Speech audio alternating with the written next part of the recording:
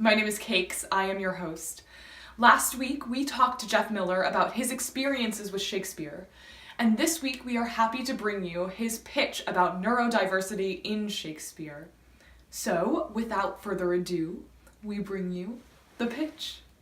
So, first of all, can you define neurodiversity for us? Yes. So neurodiversity is including people who are neurotypical, that is to say, sort of normal brain types, with people who are neuroatypical, people on the spectrum, the autism spectrum, people, the various mental states. I think is very important to understanding a lot of these Shakespeare characters. And I think that understanding the breadth of neurodiversity and understanding that people have brains that work different ways allows us to paint a more colorful picture with the plays.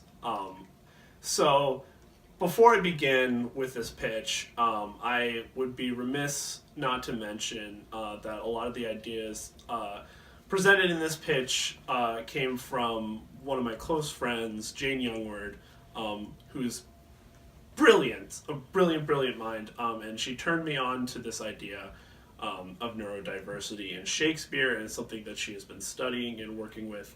So these ideas would not be possible without Jane, so thank you, Jane, very much. In Shakespeare's time, obviously, there was not, they obviously did not know as much about, they didn't have the spectrum, of course, and they didn't have these ideas that, there was all different ways that the brain operated. They just sort of had the one idea of mad, and if your brain didn't work like everyone else's brain, if you didn't think the same way that everyone else thought, you were mad, right? Or, as I will sort of attempt to postulate here, is that some of the characters who are not necessarily mad could be presented in a way that is not neurotypical. Yes, so neuroatypical people exist, and they didn't just pop up in the 1980s. They've existed throughout history. We have proof of that, right? Even in these characters that people thought in different ways. Now, of course, Shakespeare wouldn't have defined them in that way, but you would have to believe that in his, a vast experience interacting with people, even members of his company, he no doubt would have interacted with people of varying neurotypes, right? So there's reason to believe that he would have included some of these pictures within some of his characters. And that's what I'm here to talk about today. So my first example, and of course, we knew that I was going to come back to here because it's my favorite play. But first I want to talk about Julius Caesar. And anyone who knows me knows that I'm very outspoken about this. But I have very strong opinions about the character of Brutus in the play. Now, a quick note about myself. I am on the spectrum. I was diagnosed with Asperger's at a very young age. And there are many similarities that I see between the characterization of Brutus and Julius Caesar, and things that are symptomatic, I would say, or characterized in individuals with Asperger's or on the spectrum. And among those are propensity for trust.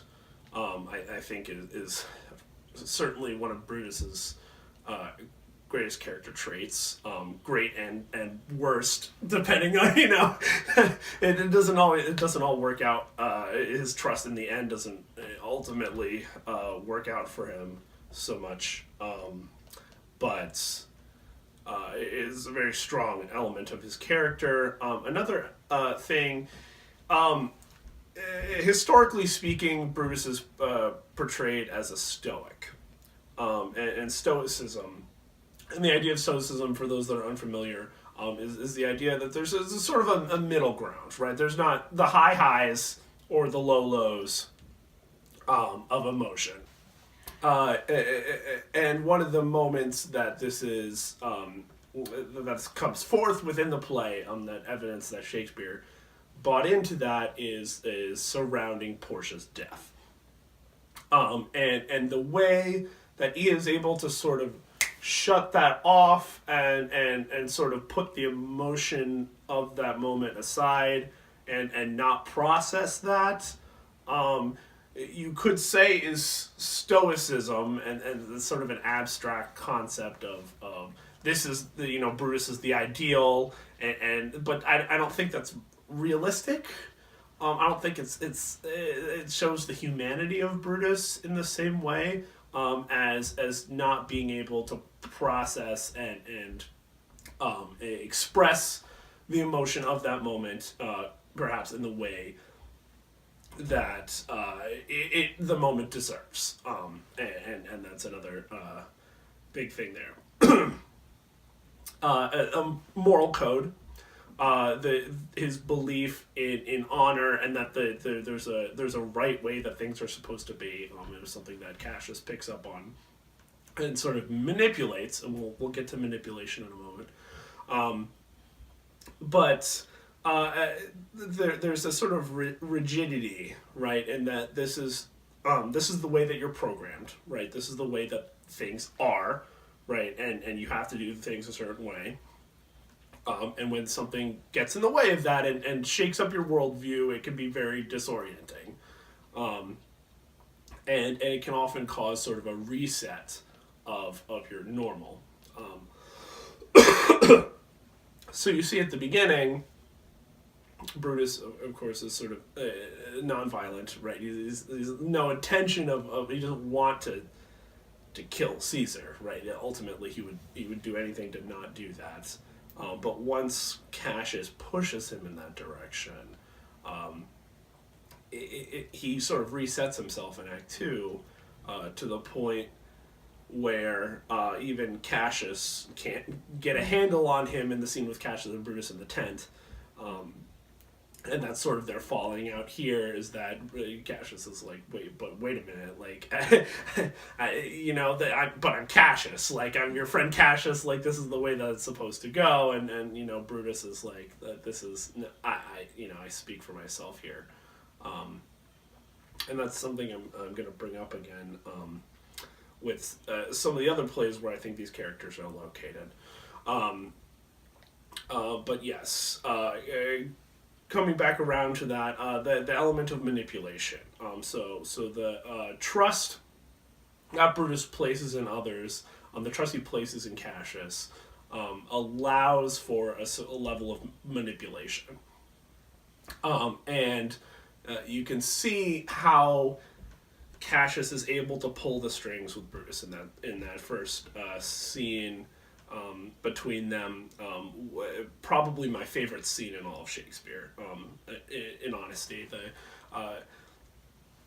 the way that Cassius is able to use his words in order to spin Brutus around, and the beautiful language that he uses. But Brutus sees the good in everyone. He believes the good in everyone, so he believes that what Cassius thinks is that it must be right, and he Cassius plants evidence that Roman citizens also believe that, right, and so of course Brutus is on his way. It's tragic. The tragedy comes in where he believes the best in Mark Antony, a character who totally does not deserve that trust. And Antony honestly is man, if I direct that production, Mark Antony is the ultimate villain. He is more manipulative than Cassius in ways that is brilliant. So he believes the best in Antony, and that if he just knew what I feel in here, that this is right, and that this is noble, and that Rome is better, and if he just felt what I feel, then everything is fine, right? Everyone is as noble as I am. Everyone believes what I believe, and things are okay. Of course, Antony isn't positioned that way, right? He's not wired that way, neurologically speaking, right? He's a little more underhanded than that, and he, is obviously very upset and filled with rage and wants revenge and all those things. So Brutus is sort of blind to that. Another moment where Brutus is blind is the funeral oration scene. Of course, we've all familiar with "Friends, Romans, countrymen, lend me your ears," but I think what often gets lost is Brutus's speech, which I think is a beautiful speech, and he tries so hard to do what Antony does, but he's not as good at it. He feels really deeply, but he's not able to express that in the rhetorical way that Antony does, with all the different ways that Antony is able to convince people. So he sows his own seeds here, right? He sets Antony up, right? He sets up his speech. Everybody listen to Antony. Everything will be just fine. And then that ultimately ends very, very poorly. And the last part is the death of Brutus. And I think something that often gets overlooked is the contrast between Cassius's death and Brutus's death. And it gets overlooked a lot, in my opinion. I think we sort of lump them all together. It's okay, Cassius dies, Brutus dies, and they're both similar. They're both conspirators. It's fine, but I think that overlooks some of the textual elements of the moment. For example, Cassius's death. He covers his eyes. He's unwilling to, Cassius dies because he believes there is no other option, right? He dies to escape, right? He's like, I don't want to face what happens next, and you can. There's a very good case to be made that Cassius has his own neuroses, right? That you could get into, but that's for another conversation. So he covers his face. He runs on the sword. But he doesn't want to be. He wants to remove himself from that, right? He just wants to escape. Brutus's death in the text is different. He faces it head on. The circumstances surrounding the death are different, right? Cassius dies because of mistaken identity, basically. What's the cheering for? Oh, they must have captured my friend. I'm gonna be next. Yeah. I can't face it anymore. I have to die. Brutus, my friends are dead. I knew this had to happen because the ghost of Caesar visited me. Morally speaking, I have to die in order to make things right. And going back to that idea of a strict moral code. So he believes that he's making the world a better place, which is what he's wanted from the beginning. I think, and ultimately he achieves it. I think ultimately he is, in his mind, he has made the world a better place, I think. By getting rid of Caesar and the monarchy potential, right, and then also destroying the traitor, let's say, right. He destroys the traitor to Rome, which I think, as any good Roman, like that's the pinnacle of what you should do, right? Is you destroyed the leader, and now you have to go, right? There's no other way around it, right? So big difference there, and a lot of the times, both the productions I've seen, it's just sort of, he's dead, he's dead, a few pages later. And I think you miss out on a lot of really juicy stuff by going that way. So lest this this talk be all about Julius Caesar, I'm not going to take too much more time on this. But I did want to bring up some other possible parallels between some of the characters in other plays that share similar traits. I think to go back to the idea of the dramatic irony fool that I brought up in part one, a character like Malvolio who doesn't know, he doesn't recognize that everyone hates him and that he's the butt of the joke, and that he believes, like, his moral code. His moral code is that the world is the puritanical way, right? Is that this is the way you should behave because God deemed it so, and this drinking and carousing is going against God, and it's not healthy. And if I were in charge, it would be better, right? And you may or may not believe that, right? You may believe, he's a hypocrite, and he would, do just as much if he were in charge. That's interpretation, of course. Shakespeare interpretation. That's up to you. But I would like to believe that he thinks that he can make that he's making things better.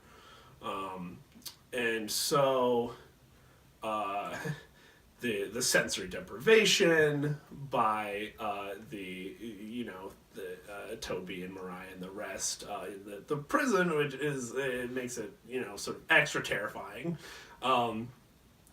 for someone who is sensitive to sensory stimulation, and to sort of be deprived of that is like extra cruel. And whether or not they know that or anything like that, it certainly brings a new level to that moment in the play. Yeah. So you get that. To go back on the manipulation point, you get a character like, say, Sebastian, in Tempest, right? Who Antonio plants the seed of let's kill him. Let's become the king, and that idea that he's able to sort of be pushed in that way, very easily. Yeah, quickly. An interesting one, I think, is Bottom, because in a lot of productions, Bottom is portrayed as someone who's very selfish, who wants to play every part because he thinks he's the best. No one else deserves these parts. He's very pompous. He's very arrogant. I think I'm better than all of you, so I get to play all these parts. And you all know nothing. But I think that overlooks the possibility of something else. And that is that he wants the production to be as good as it can be. And I think in order to be able to achieve that, in his mind, metaphor doesn't work very well in his mind, and the people who are familiar with autism will recognize that metaphor can often be very difficult. And so rather than being able to explain how the part of the line should be played, no, this is how you have to do it. No, you have to show your face, and you have to say, I am Snug the Joiner, like this, right? Do it exactly like I'm doing it, right? And so it becomes not because the opposite, not because he thinks he's better than everyone else, but because he wants the best for everyone else.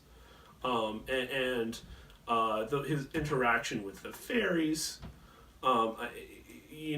he's in wonder. He buys into their world very quickly, and he wants to be a part of the thing. He wants to belong to that moment. So he does. He orders the fairies about, because that's what you're supposed to do when you're the queen's male version of mistress. I don't know what that is. Lover. Yeah, yes. And that's just sort of what you do. So he buys into that, and then he comes back, and he has this sort of transformation, and that he doesn't have to play every part, because the other actors are doing fine. He sometimes when something goes wrong, no, I have to fix it. I have to make it right. Oh, I don't have to do that. I don't have to fix it anymore. It's okay. It's gonna be okay. Right, and so that experience with the fairies in that way sort of changes his normal, right? That he can trust others a little bit more, which I think is a very exciting and very fun way to play that character, in a very positive way. Hello. The last thing I want to talk about, in regards to neurodiversity, is and one of the reasons that I hope for the portrayal of neurodiversity in Shakespeare and in theater is, as a person who is neuroatypical, what I look for in art is something that represents my life and my experience in a way that's authentic. In a way that is that isn't forced. There's a lot of media today, a lot of films and TV shows and things that, in an attempt to be more inclusive, for ratings or for public perception or whatever, they cram a character in there who is neurodiverse, right? It's that character's on the spectrum, and you're going to know it because he's going to say, "Hi, I'm Billy, and I'm on the spectrum." It's just, to me, is so disingenuous, and it turns me off. There's a show that's just starting out that I haven't watched yet, The Good Doctor, and the thing that didn't made me not want to see it was the portrayal of autism as a superpower, right? That's one of the things that media will tend to do is, because he has autism, suddenly he has instant recall, and he's a brilliant mathematician or artist or musician or whatever, and he becomes an android, and people with autism aren't androids. They have feelings, they have needs, wants, and desires, and they're also not perfect. They're very flawed. They make mistakes, they hurt people, they hurt themselves, and they have the ability for growth.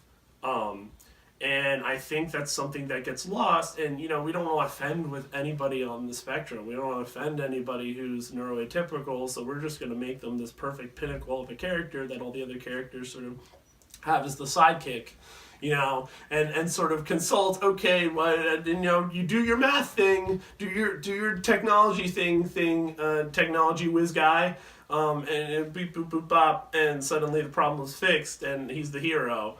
Autism kid, but I can't. I can't do that.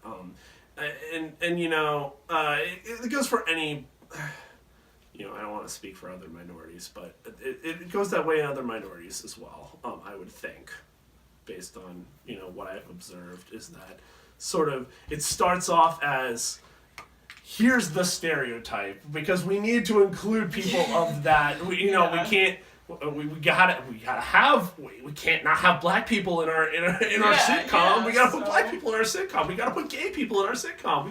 We gotta start putting trans people in our sitcoms, right? So as people are getting layered in. It starts off with, well, how are people going to recognize them? Well, I guess we gotta say it right out because it's the only way people are going to know.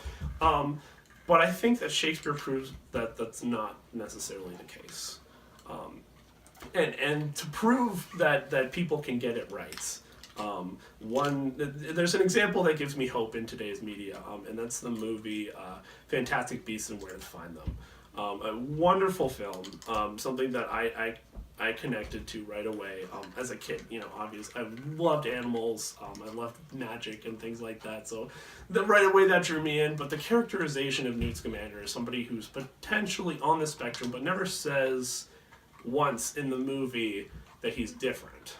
It's you notice it by his behavior and the way that he interacts with other people. It is a way that's the way to do it, is so that people who are like that, who are different, can attach to that and say, I am like that. That's me. I see myself in that, but I'm not a sideshow. Right? It's not about the movie's not about how he's autistic or something like that. It's about his love for others, and the way that he interacts with other people, is different. And I think that's a really wonderful thing, and I think that's something that we need more of in our arts. And that's the way, in my very humble opinion, that's the way to represent, right? That representation matters, and we love, as artists, we love to say representation matters, and it does. Representation absolutely matters, but we have to represent in the right way. Yeah. Accurate representation. Yes. And that is all I have to say about that. If you want to, if this inspired you in any way, if you're reading through and you're seeing any characters that character's like me in that way, maybe I could play. I could play Ophelia in this way, right? That's Jane Youngward has a lot of feelings about Ophelia, and I'm sure they would love to have many conversations about that. Or I had another friend, IJ, who was talking about Cassius as another possibility. And so if this conversation inspires you as you're going through and you're reading these characters, allow yourself to be open to that possibility. And I would love to talk about them with you, because the more the merrier, in my opinion. Yeah. So if this conversation inspires you anyway, I'd love to hear from you. Awesome. Thank you so much. Thank you. This has been The Pitch. If you enjoyed this episode and you would like to see more content like it, please like us on Facebook at Bowls with the Bard, subscribe to us on YouTube at Bowls with the Bard, and follow us on Instagram at Stone Shakespeare. We hope you enjoyed today's episode, and we'll see you next week. Bye, guys. 1,000 sighs to save, oh, lay me where sad true lover never find my grave to weep there.